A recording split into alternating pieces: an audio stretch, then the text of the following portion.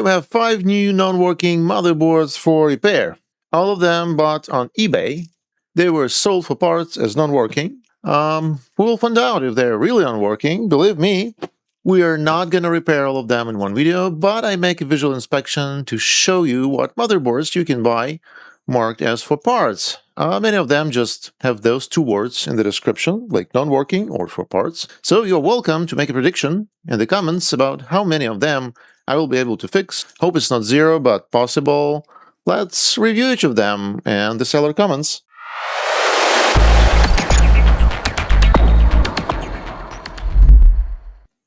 Okay, so the motherboard number 1 is MSI MPG X570 Gaming Edge Wi-Fi. It's MS7C37 version 1.3. About this motherboard, so it was purchased for $40 and the motherboard powers on but fails to boot, according to the seller description. During testing the motherboard, the debug CPU light is on, which is quite concerning. Overall, motherboard doesn't have any cracks. I don't see any visual damage. There's no bent pins, no plastic cracks. Everything functions as it should be. This motherboard looks pretty good, and I wonder maybe the seller CPU was not compatible. Okay, let's look at the second one. Second motherboard is ASUS. So this is ASUS TUF Gaming X570 Pro Wi-Fi version. So I already have repaired the Plus version, but this is Pro version, the same X570 chipset. According to the description, this motherboard fails to power on and PCI Express latch is damaged or missing. There's no cracks. Everything is functional except this PCI Express slot. And I see a mark over here. And this mark means that this socket is damaged. And I see that there's no pin. This is a USB 3 socket. Okay, there's no input-output shield. From overall perspective, there's no cracks. There's missing pin on the socket. There is no PCI Express latch. Yeah, and this board was purchased for $40 as well. So let's move on to the next one. Okay. Our next patient is TUF Gaming X570 Plus Wi-Fi. And right now, the box corresponds to what is inside. There's a lot of dust, so it looks dusty. This motherboard was purchased for $50. Taking a look at that, I don't see any bent pins or cracks or damage to the PCB itself. It's maybe a little bit bent, if you can see this, but just slightly. So the seller description. The seller description is that during testing, the motherboard powers on and the debug light boot is on, but the board does not display any video. Well, that's strange. If you have a boot light and you don't have any video, so then probably you have a problem with the cable or with your GPU. There's no cracks, there's no visible damage, no burn marks as well. From other side as well. Looks everything okay, but we'll look at it in details in a while. So let's go next one. Okay, the fourth motherboard, and this is MSI MAG B550 Tomahawk Max Wi-Fi. So this motherboard was purchased for $39. It's quite heavy if you compare with the ASUS, so this is very heavy. The description of this board was tested and does not boot. However, BIOS was updated successfully and CPU fan spins without the CPU installed. But when CPU is installed, it shows no signs of life. So as I understand, the BIOS was updated within the flash BIOS button on the back without the CPU, and that it has a problem and it's not booting with the CPU, it definitely tells us that there is a problem somewhere in the power on sequence.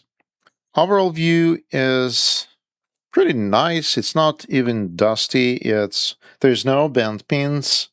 I don't see any bent pins on the socket headers. It's completely functional. It has PCI Express latches. There's no deformation. So in overall, I like this board, and we'll see what's the problem is hiding. Okay, go next one. The last motherboard is ASUS Prime Z590P. This is motherboard which was purchased for just $21 as non-working. Let's try to unpack it. Okay.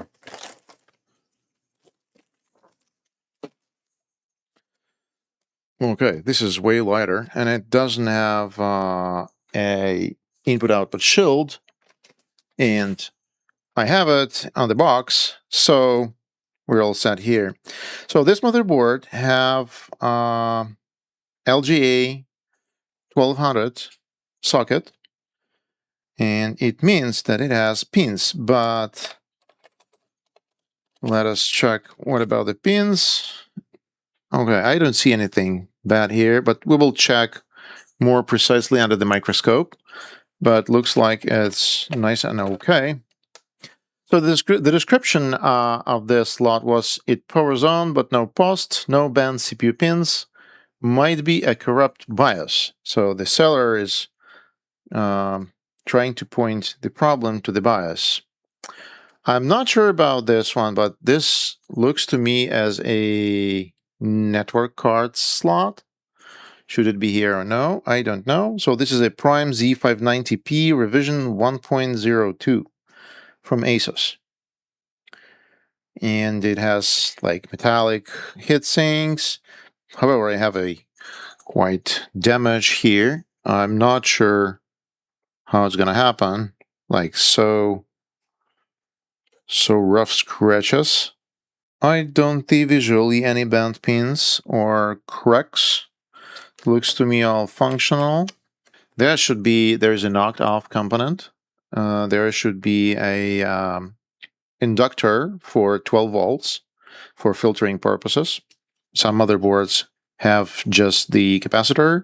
However, this one and many ASUS as well has a inductor right here. So the 12 volts doesn't go into the power VRM MOSFETs, and there's no V-core without it.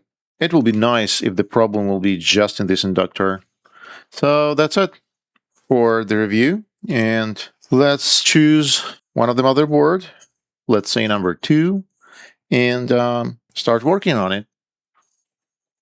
So let's start with the motherboard number 2. And this is going to be our ASUS. So this ASUS probably has a Wi-Fi 6 because of this advertising right here on the heatsink. And so I will remind this ASUS Tough Gaming X570 Pro Wi-Fi. So I have never seen Pro, I have seen Plus. And so the description of the seller for this motherboard is that it has a PCI Express latch damaged and missing, and it's failed to power on. Whatever it means, what we would like to do is to check the resistances on the main ATX 24-pin connector. So here's a multimeter, ground, and let's check the 3.3 volts resistance. And we have 720 ohms, which is normal for 3 volts, 5 volts. We have kilo ohms, 12 volts. This is usually PCI Express. Well, actually, no, it has kilo ohms. And 5 volts standby. It's kilo ohms as well. So minus 12, there's no short. Usually if it's short on the minus 12, it means that the audio codec is damaged. Then we will follow to the 12 volt CPU. And we have normal kilo ohms here, and then 12 volts to the core, mega ohms, and to SOC. I don't remember where the SOC on this board, but we will check all the coils, and I don't see anything critical. I don't see any shorted MOSFETs. So that's good. We have some of the inductors, and so we can try to measure this coil. This is probably the coil for PCH. It's 374 ohms. This coil is probably 1.8 volts. It's 21 kilo ohms. Is nice. And that's it. So we will definitely can try to power it on and to see what is going to happen.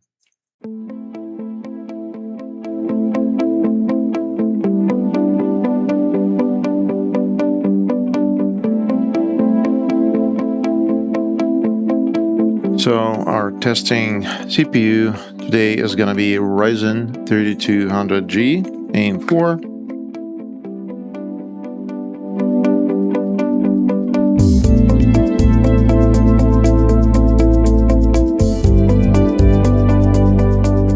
So let's power it on. And you know what? Well, it's 156 milliamps. It's quite healthy, and I see that the backlights is on. So let's press the power button. And before that, I would like to connect my capture card. Okay, so there's going to be a post screen here. Let's power it on. So we have 156 amps. Pressing the power button. DRAM. CPU. VGA. Oh, boot. Wow. Unbelievable. I need a heatsink. Will we paused? Will this... Oh my god, really? Oh, wow. I couldn't believe. Like, it's posting. Let's see what do we have on the BIOS. And I need F1, I need keyboard. So let me connect the keyboard, actually. F1. And yeah, we have a BIOS of 2020. Okay, so this is 6 years outdated and it definitely needs to be updated, but the motherboard is working. And this is a really good news. Let's replace this socket.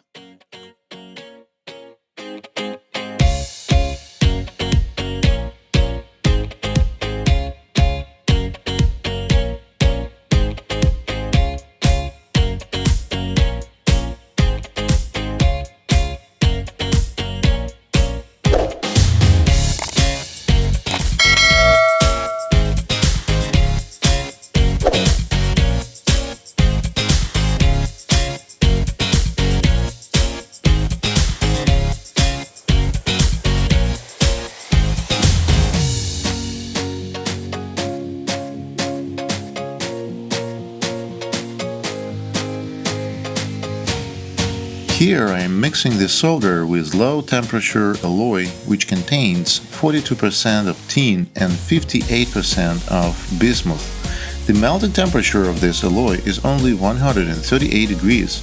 It helps to melt the solder joints of the connector.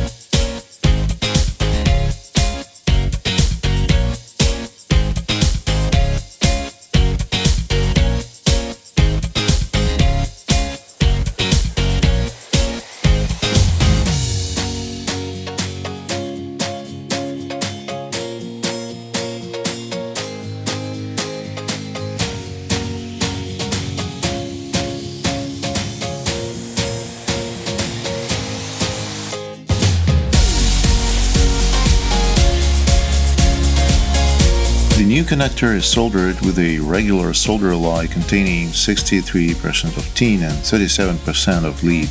This alloy melting temperature is 183 degrees.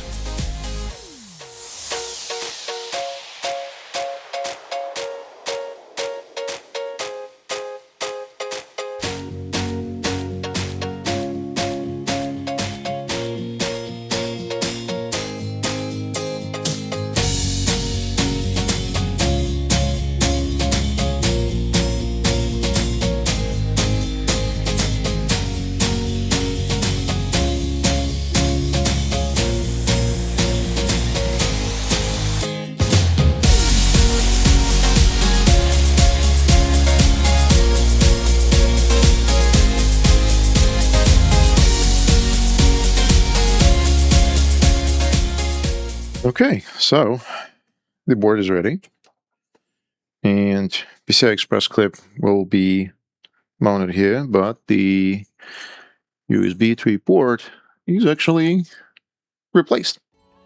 The USB socket header is successfully replaced, the area was cleaned out of flux, and the port is ready to use. The missing pin was actually the 5-volt power input, and a USB panel connected to the socket wouldn't work without it at all, so the USB simply wouldn't have power. This is it for today. The patient is now almost healthy. It has to be flashed with a new BIOS, and the PCI Express clip is to be mounted. But overall, the first board is working, and it is already a win-win. Please hit the like and subscribe buttons if you like this content. It really helps the channel grow, and see you in the next one.